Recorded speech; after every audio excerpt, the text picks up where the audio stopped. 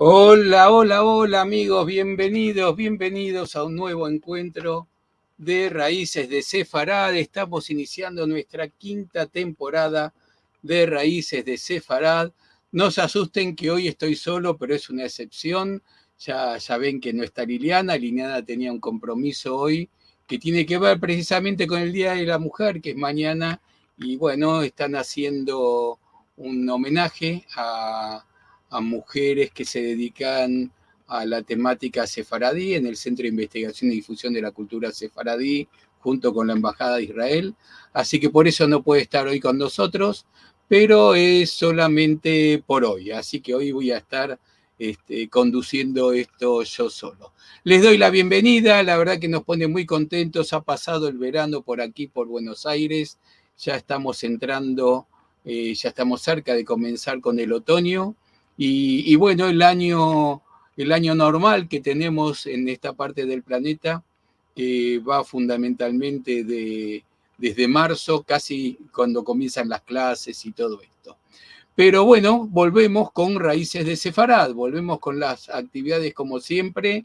Yo les digo, ya tenemos programado por lo menos 2 meses para adelante y son lujos los que vamos a tener de los conferenciantes que vamos a tener en todo el ciclo de este año.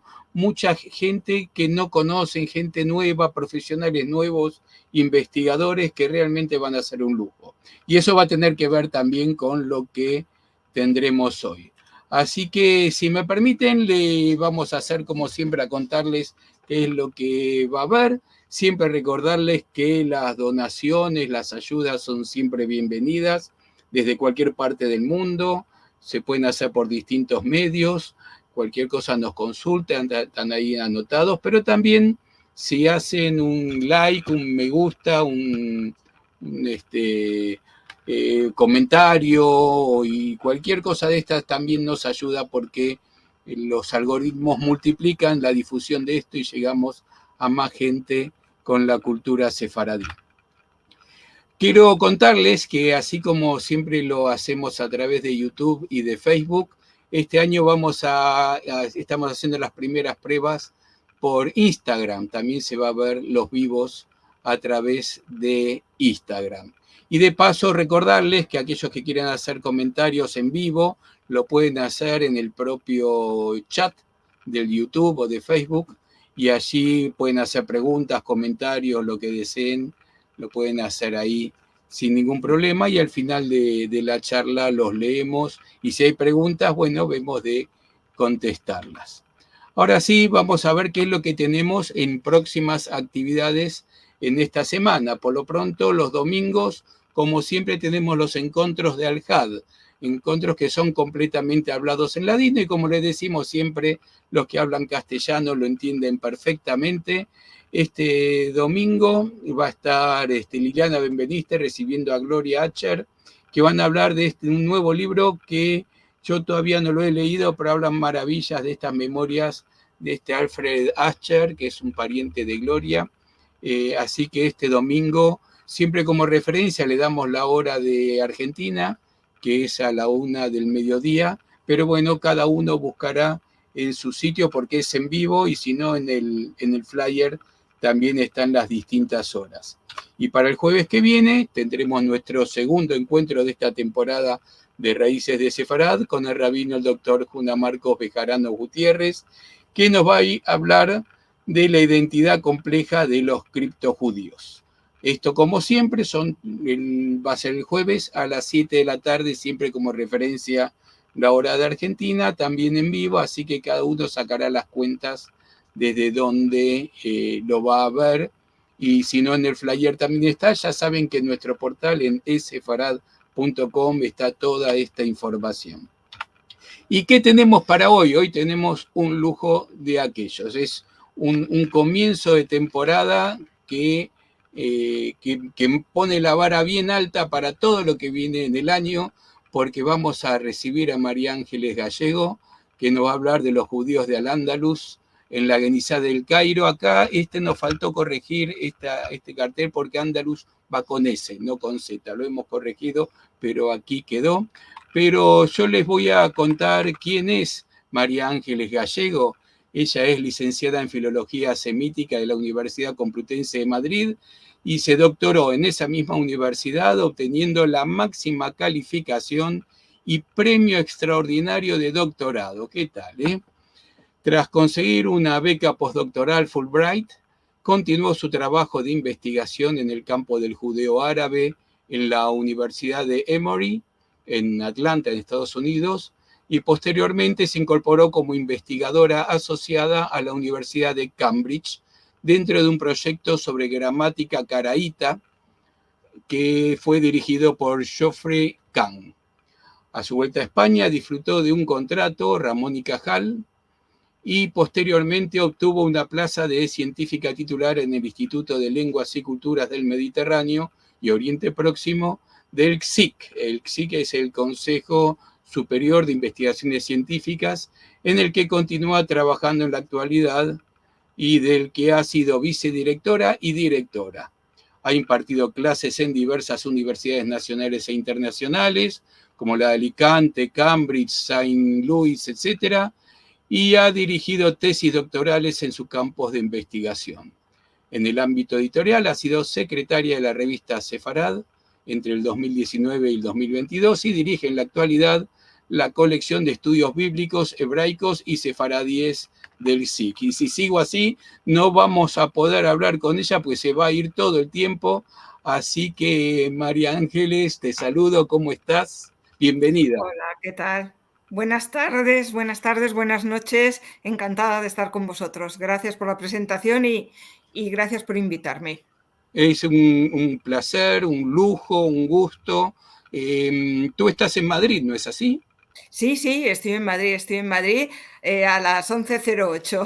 Y es otra cosa que agradecemos siempre a quienes se acercan, especialmente los que están del lado de Europa, que los hacemos dormir tarde en estos días y próximamente cambia la hora, va a ser más tarde todavía, van a ser las 12. Pero bueno, sin más, María, si te parece, te dejo con tu presentación y estamos muy atentos a lo que tú nos cuentes.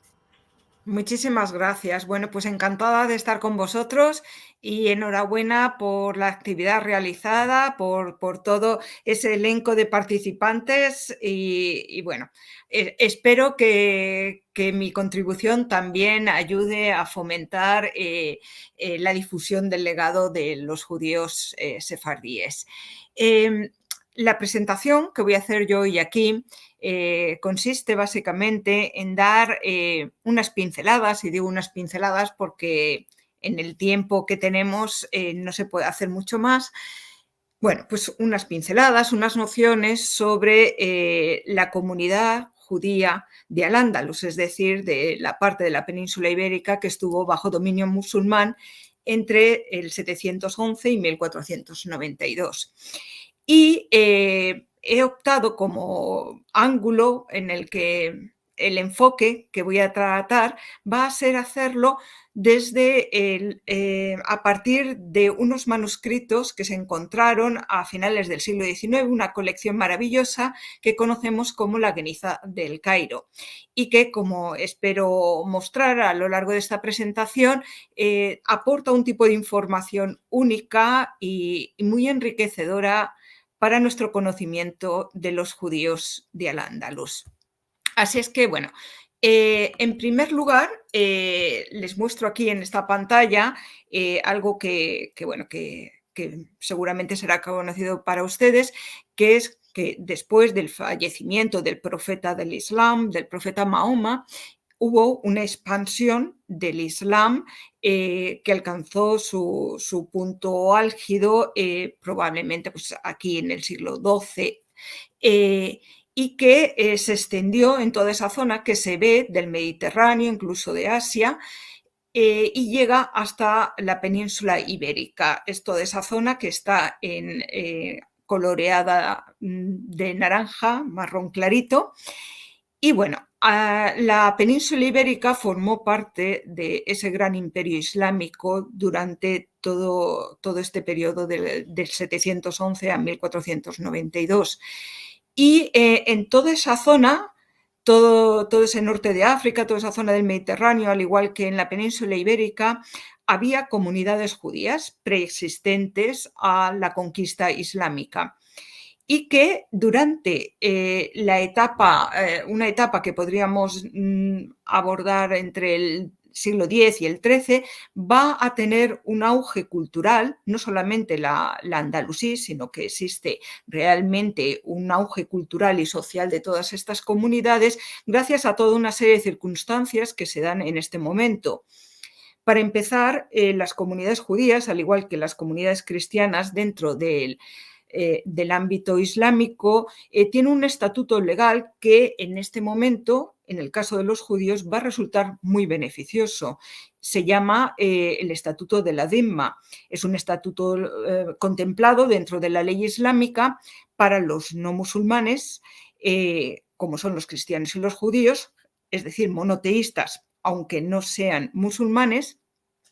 Y dentro de ese estatuto legal se establecen una serie de garantías para sus vidas, para sus propiedades y para sus prácticas religiosas, a cambio de aceptar un estatuto de subordinación frente a los musulmanes que se refleja, por ejemplo, en el pago de un impuesto especial que se conoce como jizya, y un estado de subordinación frente a los musulmanes que también queda establecido a través de varias medidas específicas.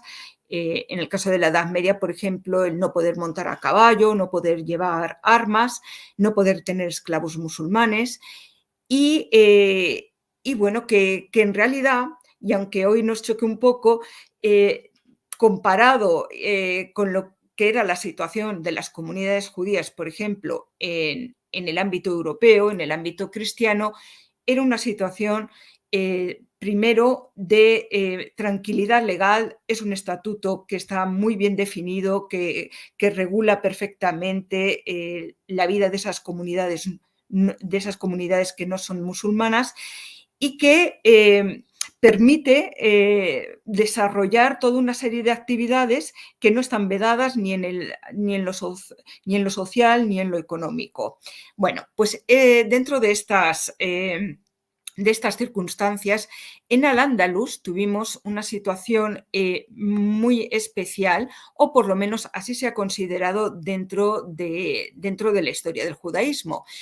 Esa situación especial, o ese lugar especial que ocupa los judíos de Al-Ándalus, se debe a varios factores. En primer lugar, es en Al-Ándalus, en el ámbito de Córdoba, de los círculos de Córdoba, durante la época del califato, cuando dentro del pueblo judío se llega a una descripción y a unas gramáticas y a unos léxicos de la lengua hebrea que todavía no se habían hecho. Tenemos que tener en cuenta que el hebreo había dejado de ser una lengua hablada hacía varios siglos, aproximadamente en el siglo I de la era común, y que los judíos, aunque utilizaban el hebreo en el ámbito de la liturgia y como lengua franca entre las diversas comunidades, realmente desconocían todos esos principios morfológicos, sintácticos de la lengua hebrea, que es solamente en Al-Ándalus y precisamente en contacto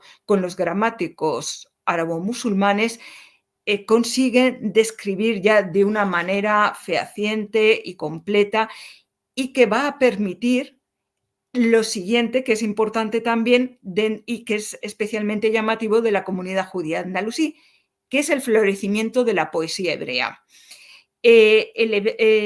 Había existido hasta este momento poesía hebrea, pero siempre de tipo litúrgico en el ámbito sinagogal.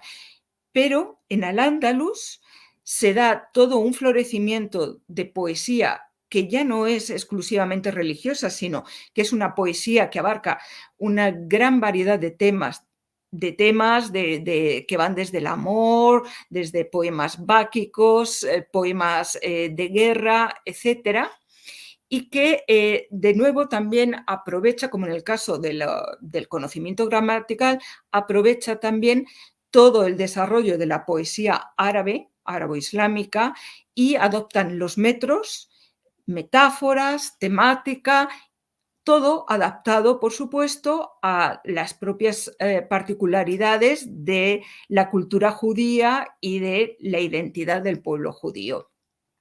Junto con ese gran florecimiento de la poesía hebrea, tenemos también muchos avances en distintos ámbitos de la ciencia, de las ciencias que se cultivan en esta época, como puede ser la exégesis, toda la exégesis bíblica, la gramática que ya he mencionado, medicina, filosofía, etc. Y finalmente hay otra característica que queda asociada también a las comunidades judías de Al-Ándalus, y es que se entiende o se ha entendido tradicionalmente en el mundo judío que son unas comunidades modélicas en cuanto a integración en el mundo no judío, es decir, dentro de esa sociedad gentil en la que ellos están viviendo en este momento, y por un nivel de participación además muy activo en todas las esferas de la política musulmana, que es lo que luego también se ha venido a conocer como convivencia, cuando ya también se integra a esas relaciones no solamente entre musulmanes y judíos, sino entre musulmanes, judíos y cristianos.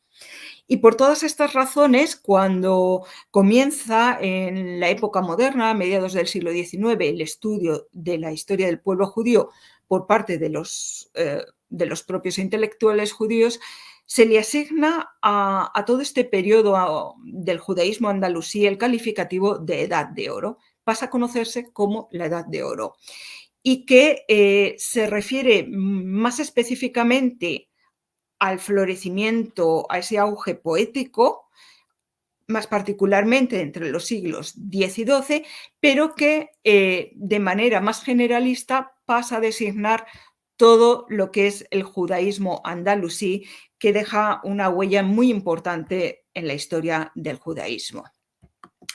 ¿Y cuáles son las fuentes que tenemos para documentar la vida judía en Al-Ándalus? Bueno, por supuesto tenemos todo lo que es el propio legado artístico e intelectual, todas sus obras literarias, que es principalmente poesía, pero no exclusivamente, todas sus contribuciones científicas y en mucha menor medida crónicas y referencias históricas. Las crónicas son fundamentalmente del lado musulmán, que en realidad hablan muy poco de los judíos, pero bueno, que nos ayudan también a contextualizar y a situar en la época todos estos testimonios que tenemos del judaísmo. Tenemos, eso sí, una pequeña, lo que se podría conocer como una pequeña historia del judaísmo hasta su época, de Abraham ibn Daud en el Sefer HaKabbalah, y finalmente también tenemos todo lo que es el legado material, las sinagogas, los restos arqueológicos que han quedado en la península ibérica. A todo esto, que son fuentes habituales para la reconstrucción de la historia medieval, se une desde su descubrimiento a finales del siglo XIX una colección de manuscritos muy especial y que ha supuesto un punto de inflexión en nuestro conocimiento de la comunidad judía andalusí, pero de todas las comunidades judías del Mediterráneo, que es la colección de la Geniza del Cairo. Paso a explicar un poquito lo que es la Geniza del Cairo. Bueno, para empezar, ¿qué es una geniza? Una geniza es un depósito, una cámara que suele haber en las sinagogas hasta el día de hoy, en la que se depositan escritos que ya no se necesitan, que están en desuso, que puede ser desde una lista de la compra a una oración que se ha escrito, un fragmento de la Torá, etc. Y que no se pueden descartar sin más bien porque el contenido está asociado con el mundo sagrado o simplemente porque contienen el nombre de Dios. Y claro, en la Edad Media, cualquier escrito, desde la lista de la compra a la receta médica, siempre va a tener una invocación a Dios o algún elemento relativo al mundo de lo sagrado. De ahí que lo que se depositaba en una sinagoga, como la sinagoga de Ben Ezra en el Cairo, todos esos escritos que una familia puede entregar a la sinagoga, comprenden toda una variedad de temas y de documentos que son riquísimos. Y que además en esta sinagoga se depositan a lo largo del tiempo y no llegan a deteriorarse como hubiese sido lo habitual, porque además en esta sinagoga hay documentos que los más antiguos son del siglo IX, pero que no se deterioran. La mayor parte de ellos, de estos documentos, son en papel y gracias al clima tan seco que hay en el Cairo, que es quizá lo mejor para el papel frente a una sinagoga, por ejemplo, en Centro Europa, donde hubiesen durado, su periodo de vida hubiese sido cortísimo por el deterioro de la humedad. Esta sinagoga, además, fue una sinagoga que no fue destruida ni quemada, que se mantuvo donde estaba con esa cámara hasta el día de hoy, que es esta sinagoga de Ben Ezra en lo que entonces se llamaba Fustat, el Cairo antiguo. Y a finales del siglo XIX, esa cámara, con todo ese depósito de documentos que se han ido acumulando desde el siglo IX, es sacada a la luz. Parece ser que había caído en el olvido, pero a través de unas obras que se hacen en la sinagoga se redescubre y empiezan a circular documentos que se están extrayendo de la cámara y empiezan a circular entre anticuarios, se empiezan a vender en diversos lugares de Egipto.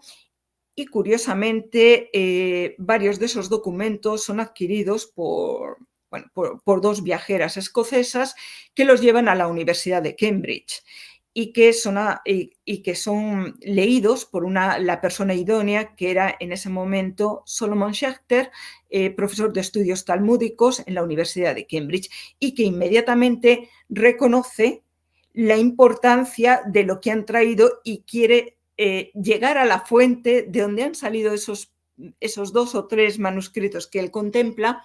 Y bueno, organiza una expedición, va al Cairo, descubre que estos documentos proceden de esta sinagoga, de este depósito de la sinagoga de Ben Ezra en el Cairo, y llega a un acuerdo con las autoridades judías de la comunidad judía en el Cairo, y son transportados y trasladados en su práctica totalidad a la Universidad de Cambridge, que es lo que constituye en la actualidad lo que conocemos como la colección Taylor-Schechter.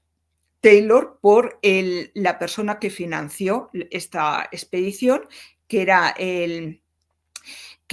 el decano de St. John's College y que fue quien había financiado el viaje de Schechter, y por eso es la colección Taylor-Schechter. Y bueno, como pueden ver ahí en esta fotografía, que es muy conocida, de Solomon Schechter, cuando llegan esos 200.000 fragmentos, pues bueno, que empiezan a encontrarse pues cosas importantísimas, cartas del gran sabio Maimónides, poemas desconocidos, etcétera, pero que claro, tiene por delante una labor monumental que en realidad no empieza a llevarse a cabo de manera exhaustiva hasta los años 70, cuando se crea en Cambridge una unidad especializada para la conservación y catalogación de esta gran colección, que a día de hoy ya prácticamente está toda bien descrita, aunque no todos los documentos han sido incorporados a nuestro acervo de conocimiento del judaísmo medieval. ¿Qué tipos de documentos nos encontramos? Bueno, pues para que se hagan una idea. Por ejemplo, yo aquí he traído unos pocos fragmentos.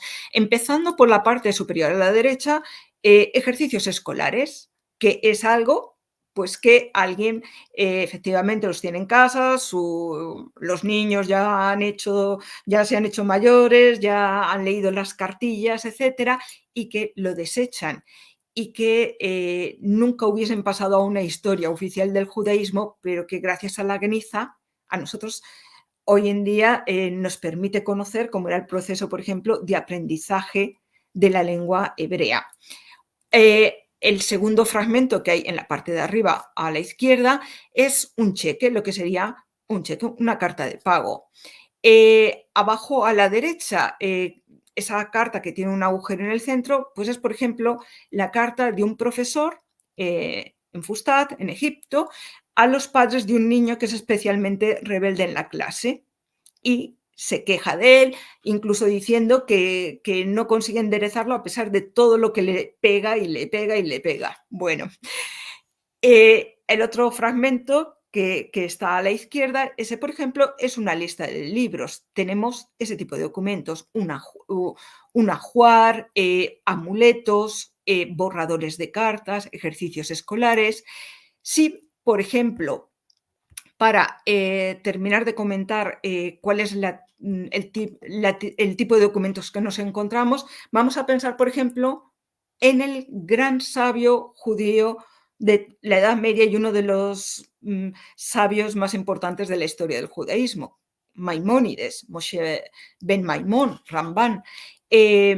Maimónides, que es un sabio conocidísimo, pues bueno, ha pasado a la historia tanto del judaísmo como la historia universal por sus grandes aportaciones, tanto sobre la ley judía como en el mundo cristiano, por ejemplo, es más conocido por su obra filosófica, por la Guía de los Perplejos, pero también por sus obras médicas. Y eso nos hubiese llegado gracias a la transmisión de todo este legado cultural. Pero, ¿qué tenemos en la Geniza? Bueno, pues ahí he traído esas tres cartas, por ejemplo. La que está en la parte superior a la derecha es una carta del hermano de Maimónides a Maimónides. Además, con un dato un poquito trágico, porque es una carta que él escribe antes de naufragar y de morir en el Océano Índico, que es además un acontecimiento que conocemos porque Maimónides describe él mismo en alguno de sus escritos el cambio y el punto de inflexión que supuso el fallecimiento de su hermano. Primero emocionalmente, porque estaba muy unido a él y supuso para él lo que hoy llamaríamos una depresión, un periodo muy extendido en el tiempo de introspección, de decaimiento por la muerte de su hermano, pero que además supuso algo también muy importante en la vida de Maimónides, y es que tuvo que abandonar su vida de estudio. Él hasta ese momento había estado totalmente protegido por su familia, que en vistas sus capacidades intelectuales le habían dejado dedicarse íntegramente a sus libros, a sus escritos, etc.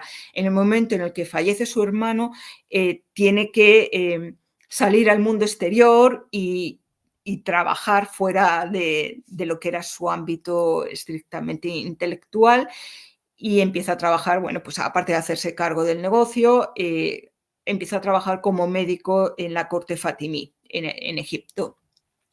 El otro fragmento que está abajo es, por ejemplo, una carta entrañable que escribe alguien sobre Maimónides, una visita, alguien que va a conocer al gran maestro, a pesar de que, bueno, sabemos que no tenía prácticamente tiempo para recibir a nadie, estaba ocupadísimo con múltiples obligaciones, pero bueno, este viajero tiene la suerte de conocerlo, y lo que cuenta en esa carta a otra persona es cómo es esa visita, la emoción que siente al estar frente al gran Ramban, y nos da unos detalles muy divertidos sobre Maimónides, como por ejemplo que le gusta el helado de limón, el dulce de limón, y que también en determinado momento cuenta cómo Maimónides está jugando con el hijo de esta persona que ha ido a conocerlo. Entonces, bueno, está claro que en esta colección no vamos a encontrar obras completas o obras que consideraríamos del canon literario o del canon legal, etc. Pero tenemos toda esta serie de documentos que enriquecen muchísimo nuestra perspectiva, no solo de los personajes más importantes de esta época, sino del día a día de la comunidad judía, de esa historia no oficial que nunca hubiese quedado reflejado en una crónica pero que gracias a la Geniza pues, nos ha dado acceso.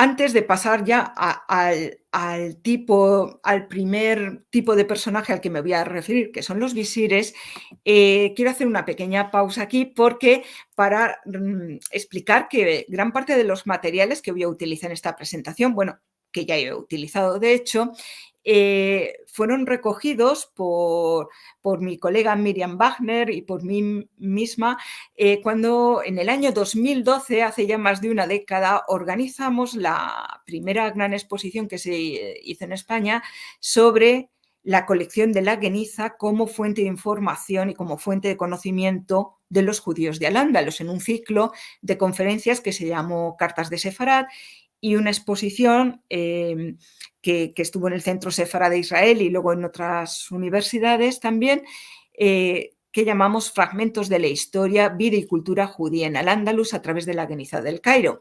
Y la buena noticia es que ahora, como ya digo, más de una década después, tenemos otra gran exposición también sobre este mismo tema que ha organizado mi colega José Martínez Delgado en el Centro Sefarad de Israel en Madrid, sobre la edad de oro de los judíos, según se refleja en la colección de la Geniza del Cairo, y que recomiendo muchísimo para los que estén en Madrid, que puedan ir a verla antes de que termine el día 30 de marzo. Bueno, además, tengo que decir, a propósito de estos materiales que estoy utilizando, que proceden de la colección Taylor Schechter, que agradezco además muchísimo todas las facilidades y que, bueno, que es un sentimiento compartido por todos los investigadores, todas las facilidades y el acceso tan directo y tan rápido que tenemos a todos los materiales de la colección de la Geniza que se alberga en la Universidad de Cambridge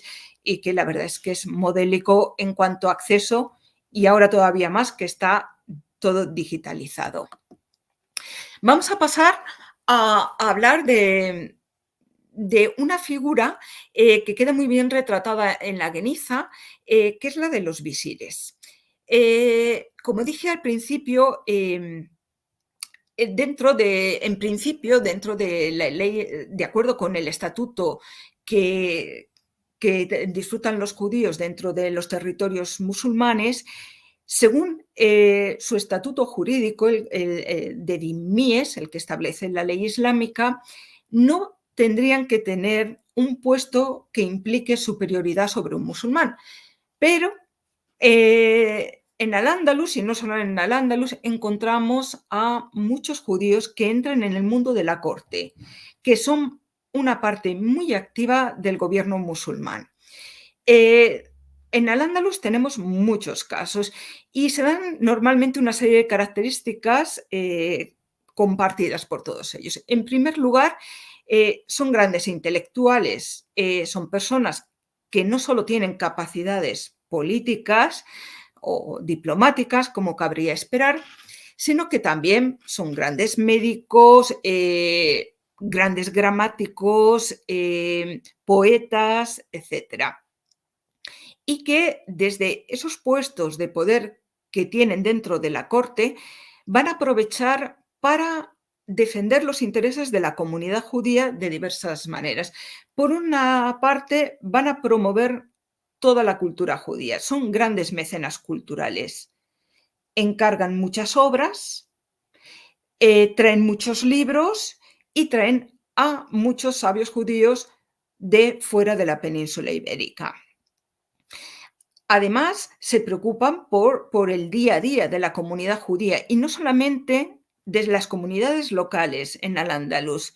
También, y gracias a la Geniza del Cairo tenemos mucha evidencia de este aspecto, protegen y se preocupan por las comunidades judías de todo el ámbito de la época, incluso las que no están en el ámbito islámico. Tenemos cartas de judíos que acuden que escriben a los visires andalusíes desde Provenza, desde Bizancio, incluso desde Asia Central. Tenemos algún caso. Vamos a ver, por ejemplo, el primer gran visir, de Al-Ándalus, que es una figura muy importante para ese surgimiento, ese auge cultural judío que conocemos como la Edad de Oro. Hasdai ben Shaprut. Bueno, pues Hasdai ben Shaprut, cuya familia era originaria de Jaén, aunque luego se establece en Córdoba, entra a la corte del califa Abderrahman III, sobre todo por sus facultades como médico. Además de médico, no sabemos si esto influyó, probablemente sí, había escrito además un tratado sobre venenos y antídotos, que era algo muy útil en la época porque, bueno, parece ser que podía ser una forma muy rápida de librarse de algún enemigo en el poder. Y bueno, era un gran médico al parecer, pero además adquirió otras funciones dentro de la corte de Abderrahman, que fue la de ser secretario y jefe de aduanas, una especie de ministro de Asuntos Exteriores, por decirlo de alguna manera. El califa le encargó misiones importantes, sobre todo con los reinos cristianos del norte de la península, diversos tipos de negociaciones. Hay una, por ejemplo, muy conocida, que es la negociación, unos pactos que se establecen con el Reino de Navarra, y que donde vemos además cómo Hasdai, aparte de utilizar sus conocimientos de idiomas y esas capacidades diplomáticas, va a utilizar también sus facultades médicas, porque consigue el favor de la reina toda de Navarra a través de un tratamiento que le pone a su hijo, que era conocido como Sancho el Craso, porque bueno, pues era una persona con un problema de obesidad, parece bastante grave, y consigue ponerle un tratamiento con el que Sancho el Craso va a adelgazar. Además, le dice que el tratamiento lo tiene que recibir en Córdoba, que también fue una manera de aprovechar para establecer unas negociaciones mucho más directas y además dentro del propio califato, dentro del territorio de Abderrahman. Aparte de sus negociaciones diplomáticas, también tenemos noticia de cómo colabora, por ejemplo, en una empresa intelectual importantísima en este momento, que fue traducir una obra médica importantísima, que es la materia médica de Dioscórides. Esta materia médica de Dioscórides, de la que había muy pocos ejemplares en la época, es un regalo que le hace el emperador de Bizancio al califa Abderrahman, y que se la envía a Córdoba. Pero cuando llega este preciado regalo a Córdoba, ven que está en griego y en ese momento no había nadie que pudiera traducirlo del griego. Finalmente consiguen, también les mandan a un monje, al monje Nicolás, que puede traducir del griego al latín, y Hasdai ben Shaprut va a tener un papel fundamental en verter todo ese conocimiento griego-latín al árabe, en dar una forma final en árabe de ese tratado que va a ser utilizadísimo durante toda la etapa medieval. También, dentro de estas funciones que tienen los visires de la época, trae muchísimos libros a Córdoba y atrae a sabios judíos, que son los que van a comenzar a establecer esa fundación de lo que sería el gran auge cultural.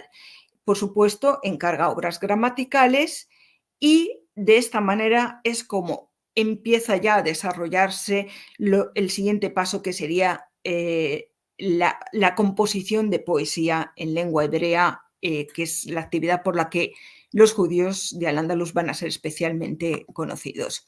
Bueno, ¿y qué nos aporta la Geniza? Bueno, pues de Hasdai tenemos muchísimas cartas, cartas que envía su secretario en su nombre y cartas que le dirigen a él. Quizá lo más llamativo, como he mencionado antes brevemente, es ver esa implicación no solamente con el mundo judío del ámbito andalusí, sino la implicación con todo el mundo judío.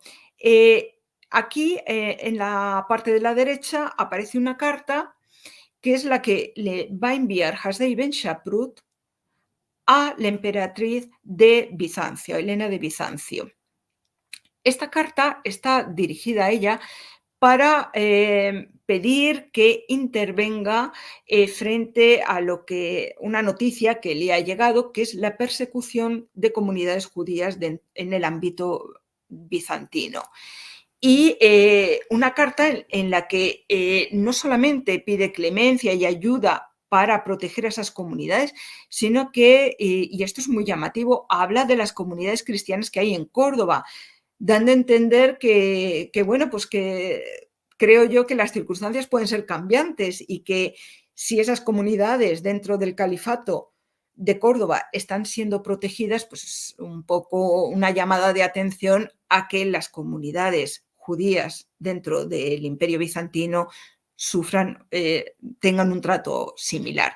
Es muy llamativo y la verdad es que es una muestra, yo creo, del gran poder que tiene Hasdai y además de cómo sin ningún reparo, y es algo que vamos a ver en otros visires, está aprovechando esa situación de poder dentro de la corte para proteger a su comunidad.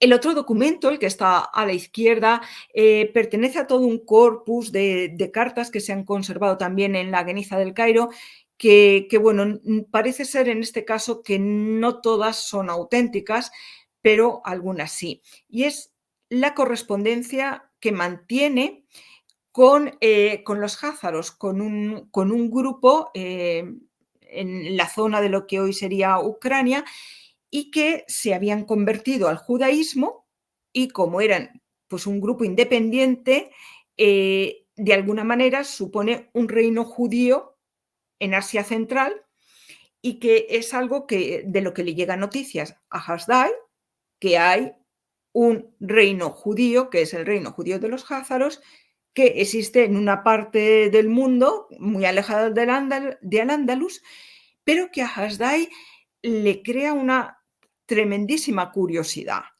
Y bueno, después de muchísimas vicisitudes para encontrar un emisario que les haga llegar una carta, finalmente parece ser que lo consigue, también se ha conservado su carta, en la que se presenta como visir, habla de Al-Ándalus, las maravillas de lo que es estar en Córdoba, del califato, de su señor, etcétera, pero a la vez manifiesta su gran curiosidad por saber si existe en el mundo un lugar en el que los judíos se gobiernen a sí mismos y su deseo de conocer todo lo que pueda saber sobre ellos. Y bueno, a partir de este momento se establece esa correspondencia que bueno, pues es un hecho curiosísimo y que ha sido bastante estudiado, que es la correspondencia de Hasdai Ben Shaprut con este grupo de los házaros.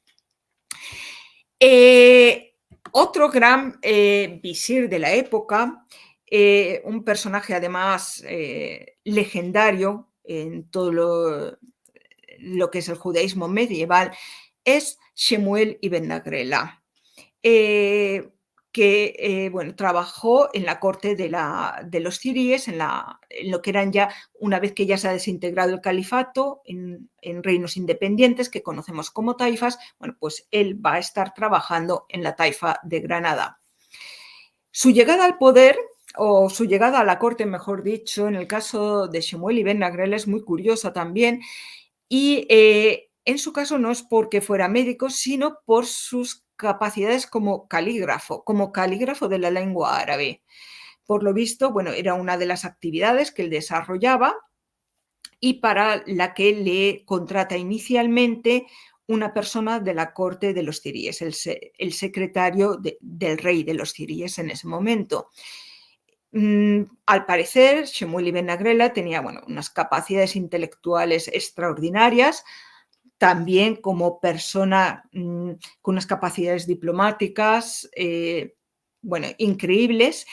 Y esto lo detecta este secretario de la corte de los ziríes y progresivamente le va asignando más tareas, tareas de mayor relevancia, hasta que cuando en su lecho de muerte este secretario está con el rey de los ziríes, le confiesa que gran parte de la actividad que tanto había admirado en él había estado desarrollada por este judío que se llama Samuel Ibn Agrela, y así es como Samuel Ibn Agrela ya adquiere un estatuto que llega a ser el de lo que sería hoy un primer ministro, un visir, visir de la corte de los ziríes, pero además con unas cuotas de poder altísimas y que desde luego no tienen parangón con ningún otro visir de la época medieval, ni en Al-Ándalus ni en otros lugares del Imperio Islámico. Era una persona que además, como en el caso de Hasdai, tenía toda una serie de actividades intelectuales y artísticas. Era también un gran gramático de la lengua hebrea, escribe tratados, aunque no se han conservado apenas. También escribe sobre la ley judía y es otro de los grandísimos poetas de la Edad de Oro. Hay, por ejemplo, en la Geniza tenemos algunos de sus poemas con los colofones, como ese que aparece aquí en la esquina de la derecha de esta diapositiva.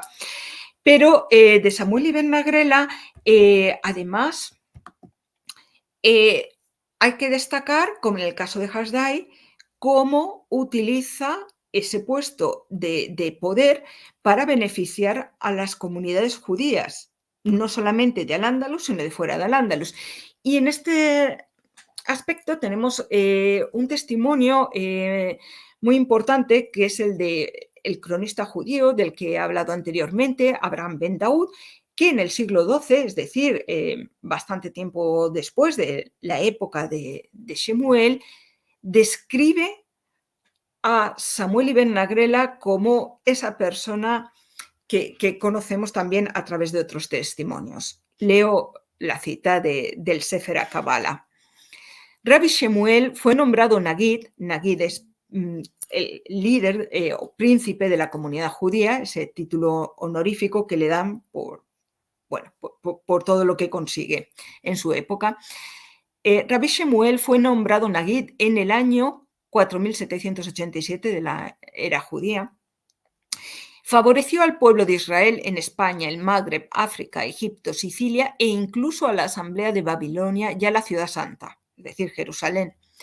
Todos los hijos de la Torá en estos países gozaron de sus bienes. Compró muchos libros, las Santas Escrituras, la Mishnah y el Talmud, que también son Santas Escrituras. Todo aquel que quería hacer del estudio de la Torá su oficio, tanto en España como en los países mencionados, podía contar con que él le pagaría. Tenía secretarios que escribían la Mishnah y el Talmud y los regalaba a los discípulos que no podían comprarlos, en las academias de España y en las de los países mencionados. Cada año salía de su casa aceite de oliva suficiente para las sinagogas de Jerusalén. Difundió mucho la Torá y murió de edad avanzada, después de haber merecido las 4 coronas, la corona de la Torá, la del dominio, la de un levita y finalmente la corona de un buen nombre que llevó sobre sus espaldas, así como sus buenas acciones sobre las otras 3. Vemos aquí cómo Abraham Ibn Daud ha recogido esa faceta de la que ya he hablado, de ese visir que fomenta la cultura judía a través de todas estas cosas, a través de la compra de libros, a través de la financiación de los estudios a quienes no se lo pueden permitir, o de facilitar copias de obras que no podrían conseguir de otra manera. Además, por supuesto, de siempre intentar colaborar de alguna manera con la Ciudad Santa, con Jerusalén, en este caso enviando ese aceite de oliva. Pero Shemuel Ibn Agrela también llamó mucho la atención de los musulmanes, que no lo vieron de esta manera tan positiva, lógicamente. Vamos a ver como es un testimonio de un coetáneo suyo con el que además mantuvo alguna disputa intelectual, que es el historiador musulmán Ibn Hayyan, y que va a decir con respecto a Samuel lo siguiente. Leo la cita. Este hombre maldito, aun a pesar de que Dios lo había apartado del camino correcto, que es una forma de decir que no era musulmán, era uno de los hombres más perfectos. Poseía sabiduría, indulgencia, entendimiento e inteligencia. Era de carácter apacible, firme, astuto y ladino. Tenía autocontrol y era de naturaleza agradable. Sabía cuándo hacer las cosas. Embaucaba a sus enemigos y ahuyentaba su odio gracias a su benevolencia. ¡Qué hombre tan extraordinario! Escribió con las dos plumas, es decir, que escribía en hebreo y en árabe, y se interesó en el conocimiento de ambas literaturas. Le apasionaba la lengua árabe y la investigó. Estudió su literatura y analizó sus principios. Su lengua hablaba el árabe con elocuencia y su mano lo escribía con fluidez. Solía escribir en esta lengua tanto en su nombre como en nombre de su rey, empleando cuando hacía falta las invocaciones a Dios, ensalzado sea, y las bendiciones al profeta Mahoma, Dios lo bendiga y salve. Elogiaba la religión islámica y se extendía en la mención de sus méritos, y en aquello que redactaba no se abstenía de parecer un escritor musulmán. En el arte de la dialéctica superaba infinitamente a todos los que la practicaban. Al ser un hombre inteligente, era un hombre de pocas palabras, odiaba la injuria, siempre estaba reflexionando y era un gran coleccionista de libros. Bueno, en esta cita también riquísima de información, vemos un aspecto muy interesante, que es cómo para un judío poder tener ese puesto dentro de la corte musulmana, tenía que manejar todos esos códigos importantísimos en la diplomacia con los otros estados musulmanes y con ese género epistolar, además, que era en el que hay que tener todo un conocimiento también del Corán para poder traer a colación las citas relevantes y, por supuesto, siempre, incluso como se hace hoy en día, invocar al profeta Mahoma con todas las alabanzas que correspondan y empezar y terminar las cartas con fórmulas puramente islámicas. Sin que además esto le produjera ningún problema ni a él ni a la comunidad judía, que estaba orgullosísima de Samuel Ibn Agrela, precisamente por poder manejarse en un mundo en el que tan complicado y en el que él conoce todos esos códigos que necesita para desempeñar sus funciones. Por desgracia, en el caso de Samuel Ibn Agrela, no tenemos muchos documentos en la Geniza. Lo que se ha conservado son sobre todo poemas suyos, poemas de guerra, pero a diferencia del caso de Hasdai, no tenemos, por ejemplo, cartas dirigidas del exterior ni cartas suyas. Vamos a pasar ahora a la otra figura que está muy bien retratada en la colección de la Geniza. Hay muchísimas cartas de comerciantes. De los comerciantes andalusíes tenemos unas cuantas en las que bueno, pues se nos da mucha información sobre qué productos se valoran en este momento, con qué productos se está comerciando, cuáles son aquellos materiales más valorados en la época. Y, por ejemplo, en la carta, en la 13J21, que es una que edité yo y traduje con mi colega Mira Benison, se ve, además de todos esos aspectos comerciales, otra información que de nuevo da una idea de la singularidad de la información de la Geniza del Cairo. Porque, aunque sea una carta en principio comercial que escribe este judío desde la ciudad de Fez a su socio en Almería, hay datos importantes y es que está en Fez, en lo que hoy es Marruecos, en un momento en el que se está produciendo unos acontecimientos que van a tener gran trascendencia, que es el surgimiento de la dinastía almohade y toda la rebelión que nace desde el sur, desde la zona del Atlas, y que terminará por conquistar toda esa parte norte de África y terminarán también llegando al Andalus, para gran perjuicio de judíos y de cristianos. Bueno, en esta carta, por ejemplo, lo que vemos es que, a pesar de que este periodo es descrito, el periodo de cuando surge la dinastía almohade, está caracterizado con muchísimo dramatismo, lo que supone las políticas rigoristas de los almohades, no solo contra judíos y cristianos, también contra los musulmanes no almohades. Bueno, pero que en esta carta, que es a lo que me quería referir, lo que vemos es que para este comerciante, a pesar de que está ahora mismo en el meollo, en la zona donde se están produciendo ahora todos estos acontecimientos, no parece que le esté afectando, y por lo menos en el tono de la carta, aunque comenta pues, los problemas que ha tenido en las aduanas, cómo están variando los precios, etcétera, pero no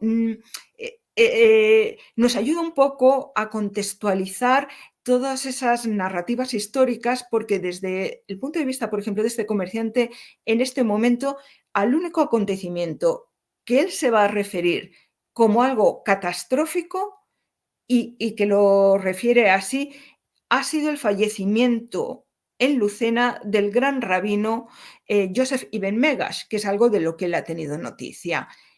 Pero no vemos que esté hablando de toda esta revolución en marcha en el Magreb, para nada.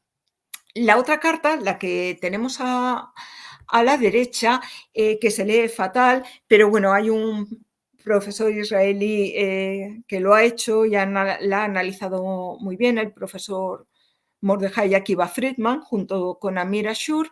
Esta carta pertenece a un corpus de cartas de un comerciante muy conocido en la época, Halfon Ben Netanel. Y este comerciante egipcio, que tenía su sede, parece ser en Alejandría, está muy vinculado al Andalus y de él tenemos muchísimas cartas. Bueno, pues Halfon, a pesar de ser un hombre de negocios, que bueno, tenía barcos comerciando en todo el Mediterráneo, también en la India, y a pesar de toda esa actividad comercial, decide pasar un tiempo en Al-Ándalus, atraído por el ambiente intelectual y sobre todo por la figura de este gran rabino, Joseph Ibn Megash, que residía en la ciudad de Lucena. Y él va a estar allí estudiando con él durante una temporada larga. Después de esa etapa, vuelve a Egipto, pero va a mantener mucha correspondencia con judíos andalusíes, entre otros con un amigo suyo que es uno de los grandes poetas de la época, con Yehuda Leví. Y siempre en estas cartas tiene siempre un toque de nostalgia, como en esta, por ejemplo, de la que he extraído esa cita, que termina diciendo: debería haberme quedado en Al-Ándalus el resto de mi vida. Y bueno, que es muy llamativa. En el ámbito de la poesía... Perdón, María Ángeles, nos quedan 5 minutos. Vale, pues nada, lo siento. Bueno, voy a ser rápida. En el ámbito de la poesía, que es por el que son conocidos especialmente los judíos, tenemos tantísimos poetas que, bueno, tenemos la suerte, no tengo que entretenerme en esto porque los que hablamos español tenemos la suerte de que hubo unas traducciones magníficas del profesor Ángel Sáez Vadillos y Judith Targarona, y que están todas a nuestra disposición. Bueno, voy a pasar, por lo tanto, de los poetas, ¡ay!, es una pena, y me voy a centrar para terminar en esta poetisa que es también uno de los grandes regalos de la Gniza del Cairo. una mujer que escriba poesía en hebreo es el único caso que conocemos en la Edad Media. Seguramente hubo más, pero es el único que se nos han conservado. Ella es la mujer de un gran poeta, de Dunash Ben Labrat, y en este poemita, que si quieren luego ustedes ya leerán tranquilamente, es un poema de despedida porque Dunash Ben Labrat se tiene que exiliar de Al-Ándalus, de Sefarad, y bueno, pues hay una escena de intercambio de objetos, de pulseras, de velos del uno del otro, y ella que se queda con su niño en los brazos, retratando esta imagen tan triste de la despedida. Y ya para terminar, me quedo con este último poema de quizá el poeta más conocido de la Edad de Oro andalusí, que es Yehuda Halevi, y que, bueno, pues es un poeta que representa de alguna manera la transición del mundo judío de esa Edad de Oro a lo que va a ser ya entrar en una etapa de declive. Yehuda Halevi vivió ese proceso de transición cuando en Al-Ándalus cambian ya las circunstancias históricas y pasa de escribir poemas de amor, poemas báquicos, a escribir todo un grupo de poemas que son las siónidas, los cantos de añoranza a Sion. Y este es especialmente conocido, que es con el que voy a terminar. Dice: mi corazón está en Oriente y yo en los confines de Occidente. Hay que tener en cuenta que la península ibérica era el punto más extremo del mundo conocido en ese momento. ¿Cómo encontrar gustos en los manjares y disfrutarlos? ¿Cómo cumplir mis votos y mis promesas si sigue Sion bajo Edom, es decir, Sion bajo poder cristiano, y yo sometido a los árabes? Sería fácil para mí abandonar todo el bien de Sefarad y precioso contemplar las ruinas del santuario destruido, es decir, la vuelta a Jerusalén, que es el tema universal del judaísmo. Muchísimas gracias. Aquí lo dejo. Y Bravo, siento bravo, si me he María. pasado. No, no, excelente. Además hay preguntas. Yo me anoté un montón de preguntas, pero muchas se repiten en las que están comentando quienes nos están escuchando, Ay, porque, vale, bueno, yo no las veo, ¿verdad? sí, pues verla ahora las vamos a leer. Y Ah, yo vale, voy a gracias. juntar con algunas, voy a juntar algunas para Bueno, y simplificar. gracias por su atención ante todo. Sí, la verdad, atrayente, es apasionante, es realmente apasionante. Sí, sí, Además se todo. puede ver la El pasión mundo del tuya. judaísmo andalusí sigue siendo muy atractivo Uf, y además para todos. encontrar esos tesoros y sacar a la luz esos tesoros es maravilloso. Mira, para no parar tiempo, vamos a leer un poquito los comentarios. De ahí van a surgir preguntas. Y si queda alguna, yo tengo alguna también. Vamos a ver cómo estamos de tiempo. Bueno, Adrián Toro Quinteros desde Colombia nos está saludando, reencontrarnos. Bueno, como dije al principio, Lili no está hoy porque, a ver si les puedo poner acá la ventana esta acá que me mandaron la foto, esta de acá, ahí que está recibiendo el premio que le daban hoy.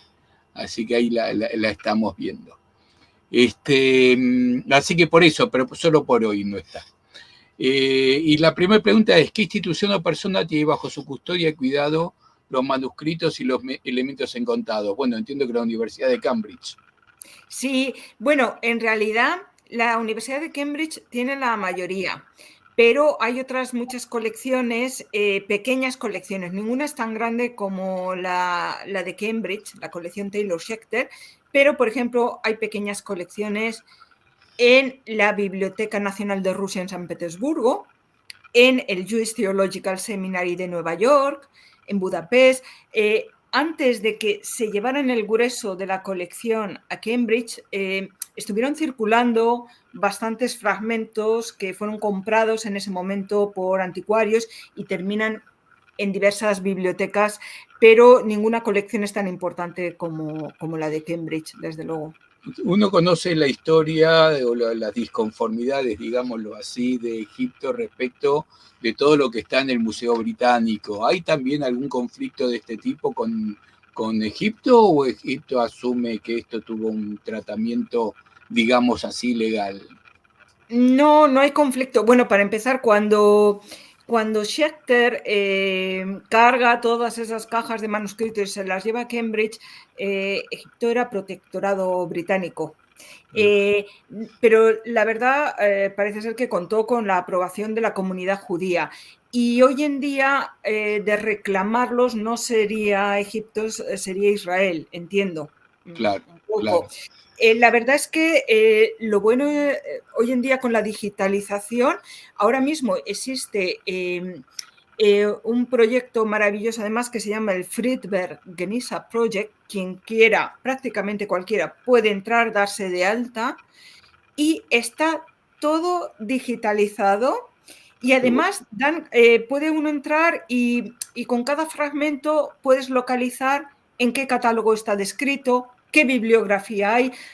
Es un proyecto maravilloso y entonces, bueno, es verdad que los originales siempre son los originales, pero hasta donde yo sé, bueno, hubo quizá una pequeña cuestión hubo una colección posterior que nace, que surge no de la Geniza, de la cámara de la sinagoga de Ben Ezra, sino del cementerio que había al lado de la sinagoga, que es la colección Mosseri.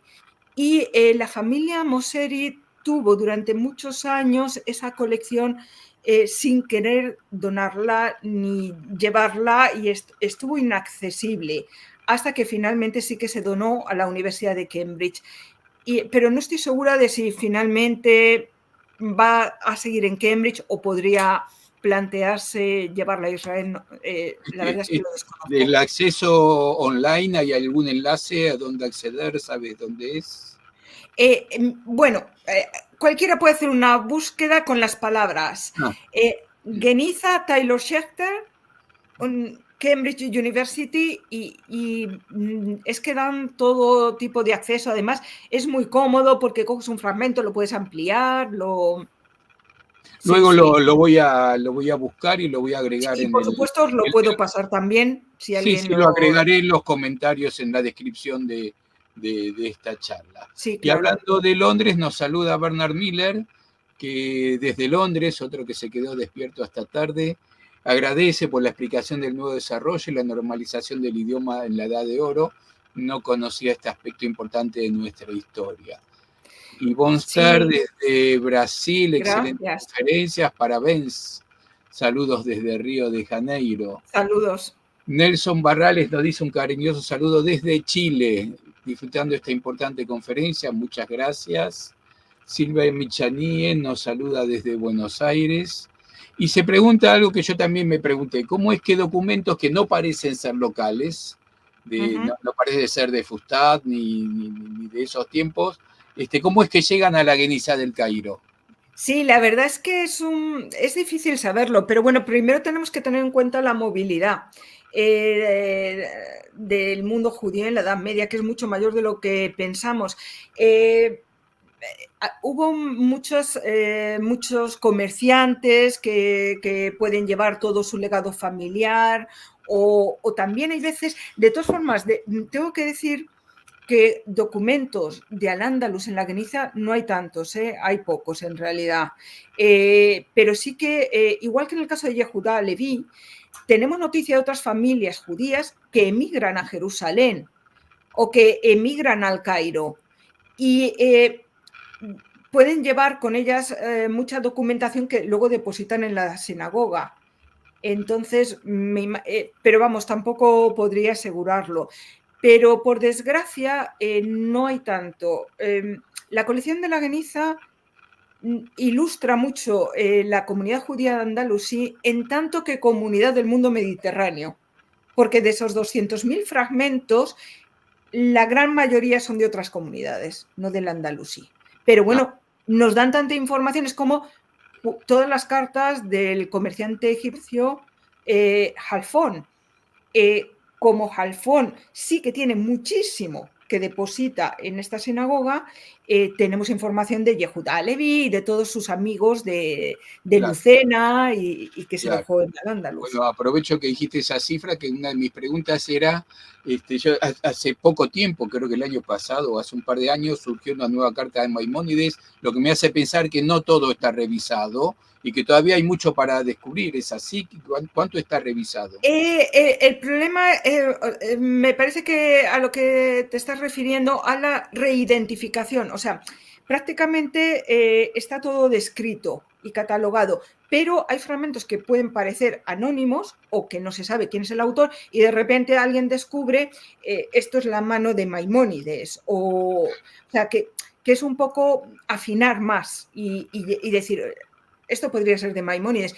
Pero si alguien quiere manuscritos ahora mismo, hay 2 supercolecciones que estuvieron durante mucho tiempo inaccesibles a la investigación, que estaban depositadas en la Biblioteca Nacional de Rusia en San Petersburgo, que son las 2 grandes colecciones Firkovich, y esas sí que están, no voy a decir en estado virgen, pero que necesitan todo el que quiera dedicarse a trabajar en judaísmo medieval, desde luego que hay de verdad se pueden descubrir muchísimas cosas. Ahí Qué sí bueno. que puede salir mucho material nuevo. Qué bueno. A ver, Bernard Miller nos dice gracias nuevamente por la visión fascinante del rol diplomático de los visires judíos. Iba a plantear una pregunta sobre cómo eran vistos fuera de la comunidad judía, pero ya la has contestado. Bueno, pero hay una cosa, yo no he mencionado, por ejemplo, el hijo de Shemuel ibn Agrela, el gran visir judío, que no tenía, por lo visto, sus capacidades diplomáticas, termina siendo asesinado en un pogrom. Es decir, que cuidado porque a veces fue un hecho excepcional dentro de la historia judía en Al-Ándalus. Fue excepcional, pero pasó.